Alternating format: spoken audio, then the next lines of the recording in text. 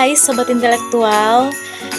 Seperti judul dan thumbnail yang teman-teman lihat, nantinya kita akan merangkum sebuah materi yang berjudul Design Thinking. Sebelumnya, perkenalkan saya Sri Selvi Damayanti. Saya merupakan salah satu mahasiswi Stimlas Haranjaya Makassar. Dan saya juga merupakan salah satu mahasiswi yang terdaftar pada program MBKM atau Kampus Merdeka, khususnya di Wira Usaha Merdeka.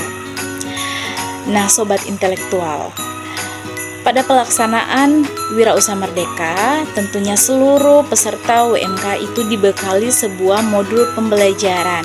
Nah, maka dari itu, saya akan merangkum salah satu modul pembelajaran tersebut, yaitu mengenai Design Thinking. Tidak usah berlama-lama, langsung saja kita membahas apa sih Design Thinking tersebut. Design Thinking adalah sebuah metodologi desain yang bertumpu pada pencarian solusi untuk menyelesaikan suatu permasalahan tertentu. Design thinking ditujukan untuk memecahkan masalah yang kompleks yang belum terdefinisi secara jelas atau belum ditemukan solusi terbaiknya. Mungkin sudah ada solusi, tetapi belum maksimal. Nah, dengan cara memahami kebutuhan manusia yang terlibat dengan menciptakan banyak ide dalam sesi brainstorming serta melakukan pendekatan langsung melalui pembuatan prototipe dan pengujian langsung. Nah, Sobat Intelektual, pasti teman-teman juga bertanya nih, apa sih yang menjadi fokus utama dari penerapan design thinking? Dan mengapa design thinking itu menjadi hal yang wajib dilakukan dalam sebuah usaha? Nah, perlu teman-teman intelektual ketahui bahwasannya di dalam design thinking itu terdiri dari beberapa konsep. Konsep yang pertama adalah keseimbangan. Keseimbangan merupakan pilar utama dalam design thinking. Konsep keseimbangan akan kebutuhan itu digunakan untuk membuktikan bahwa sebuah inovasi itu harus dapat diselenggarakan dan dibuktikan dengan sebuah penciptaan. Dan konsep yang kedua adalah kerangka berpikir yang tepat. Dalam proses berinovasi itu dibutuhkan pencarian ide-ide baru dengan melakukan penelitian, pola interaksi dan mempelajari mengenai apa yang baru dan datang untuk menginformasikan untuk menghasilkan sebuah persepsi yang berpusat pada manusia atau human center. Dan konsep yang ketiga adalah alat atau toolkit.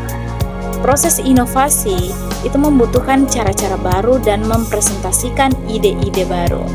Banyak perancang melakukan berbagai cara seperti menggambar, mengilustrasikan, membuat prototipe, proses bercerita, komunikasi verbal, dan berbagai dokumentasi dilakukan untuk mempresentasikan ide. Dalam dunia nyata, hal-hal tersebut dilakukan dan dieksplorasi untuk dapat mengkomunikasikan ide dengan lebih efektif. Konsep yang keempat adalah pola pendekatan.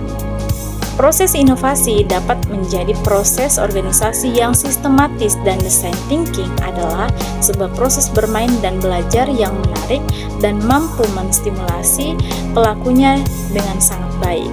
Namun, jika tanpa kerangka berpikir dan kegiatan yang baik, maka proses inovasi yang tidak akan berjalan dengan baik. Nah, selanjutnya kita masuk pada pembahasan mengenai elemen penting dan sikap dasar design thinking. Nah, Sobat Intelektual, yang pertama adalah people center. Pada metode ini, sangat perlu ditekankan untuk berpusat pada orang atau dengan kata lain harus berpusat pada apa yang diinginkan dan dibutuhkan oleh user. Dengan berpusat terhadap keinginan dan kebutuhan user, maka akan mudah dalam menemukan solusi untuk memecahkan masalah yang dihadapi. Dan yang kedua adalah highly kreatif. Pada metode ini diperlukan kreativitas yang tanpa batas dan sebebas-bebasnya. Artinya, tidak ada aturan kaku dan baku yang mengaturnya. Kreativitas juga dapat digunakan dan dikolaborasikan dengan bidang lain sehingga dapat melahirkan solusi yang baik. Dan yang ketiga adalah hands-on. Dalam proses desain itu diperlukan percobaan langsung oleh tim bukan hanya pembuatan teori ataupun sebuah gambaran di kertas.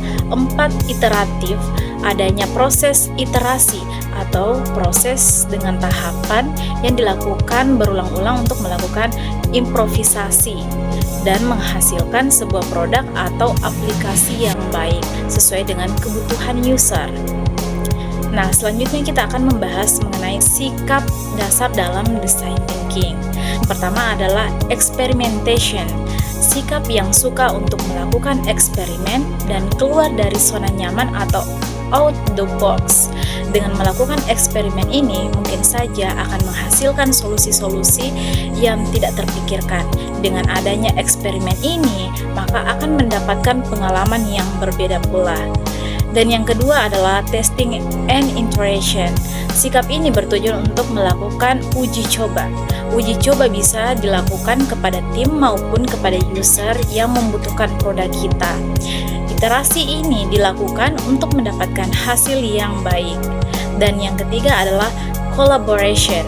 Kolaborasi juga perlu dilakukan untuk dapat memecahkan masalah-masalah yang kompleks.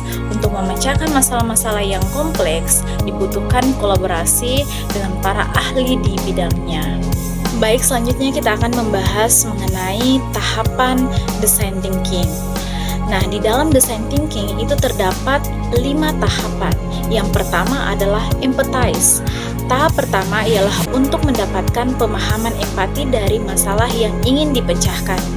Pada tahap ini dilakukan pendekatan terhadap customer kita, apa sebenarnya yang diinginkan oleh mereka. Hal ini dapat dilakukan terjun langsung ke lapangan, bertemu dengan mereka, melakukan wawancara, dan dapat juga bertindak seolah-olah menjadi mereka, agar permasalahan customer yang benar-benar ingin diselesaikan dapat berjalan dengan lancar. Dan tahap yang kedua adalah define. Informasi yang telah dikumpulkan selama tahap empathize dianalisis dan disintesis untuk menentukan masalah ini yang akan diidentifikasi. Tahap define ini akan sangat membantu untuk menyelesaikan masalah customer karena telah dilakukan penetapan masalah. Dan yang ketiga adalah audit. Tahapan ini merupakan tahap untuk menghasilkan ide. Semua ide-ide ditampung guna penyelesaian masalah yang telah ditetapkan pada tahap define. Penting untuk mendapatkan ide sebanyak mungkin atau solusi masalah di awal fase ide. Untuk tahap akhir ialah penyelidikan dan pengujian ide-ide tadi untuk menemukan cara terbaik untuk memecahkan masalah atau penyediakan elemen yang diperlukan untuk menghindari masalah-masalah yang nantinya terjadi. Dan yang keempat adalah prototype. Pada tahap ini akan dihasilkan sejumlah versi produk yang murah dan diperkecil atau fitur khusus yang ditemukan dalam produk sehingga dapat menyelidiki solusi masalah yang dihasilkan pada tahap sebelumnya. Prototype ini dapat diuji dalam tim sendiri atau ke beberapa orang lain. Ketika ada masukan, maka dilakukan perbaikan lagi pada prototipe ini sehingga dihasilkan prototipe yang benar-benar bagus. Dan yang terakhir adalah tahap tes. Dilakukannya pengujian dan evaluasi terhadap produk kepada masyarakat dan hasilnya akan dilakukan perubahan dan penyempurnaan untuk menyingkirkan solusi masalah dan mendapatkan pemahaman yang mendalam tentang produk dan penggunaannya. Nah, pada kelima tahapan ini, jika ada kegagalan di salah satu tahapan, dapat kembali ke tahap yang memungkinkan untuk diperbaiki. Contoh, pada tahap audit tidak menghasilkan penyelesaian masalah, maka dapat kembali ke tahap empathize. Baik, ada pula kesimpulan dari materi ini adalah design thinking merupakan sebuah metode berpikir yang mengadopsi cara seorang desainer memikirkan dan mengerjakan proses kreatifnya dalam mengerjakan sesuatu. Nah, perbedaan yang menonjol dari proses berpikirnya seorang desainer dibanding proses berpikir pada umumnya adalah bahwa dalam proses kreatifnya, desainer tidak memulai pemikirannya dengan pendekatan permasalahan apa, problem center approach, melainkan memulai proses kreatifnya melalui empati terhadap kebutuhan manusia. Design thinking tidak mengerjakan mencari akar permasalahan dan menemukan solusinya, namun secara unik desainer dengan empatinya akan mencari kebutuhan mendasar manusia dan sama sekali tidak perlu tahu permasalahannya. Jadi teman-teman pasti sudah tahu ya, apa sih itu design thinking dan bagaimana sih cara kerja design thinking. Nah, jika ada kesalahan ataupun kekeliruan, teman-teman intelektual boleh untuk langsung chat pada kolom komentar. Jadi terima kasih atas perhatiannya. Mungkin saya pamit undur diri. Saya Sri Selvi Damayanti. Wassalamualaikum warahmatullahi wabarakatuh.